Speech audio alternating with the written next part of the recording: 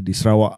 Sekarang ni ada sedikit pertikaian antara Petronas dengan Petros, terutamanya berkaitan dengan tugas aggregator gas. Sarawak dia ada kuasa atas immigration. Jadi kena ada permit kerja lah. So pekerja daripada Tanah Melayu kalau nak pergi ke Sarawak, dia kena ada permit kerja. Tindakan Sarawak adalah untuk memastikan bahawa antara itu leverage diguna sebagai leverage lah. Diguna, I think that's accurate kan. As far as Moxie is concerned, kita Malaysia, we need to look at the interest, because Sarawak, most of the companies is our members as well. Sabah pun kita ada member Moxie. So we are working to ensure that all our members, kalau ada issues that we need to bring forward, we're gonna try to resolve. It's not just Moxie that's Malaysia.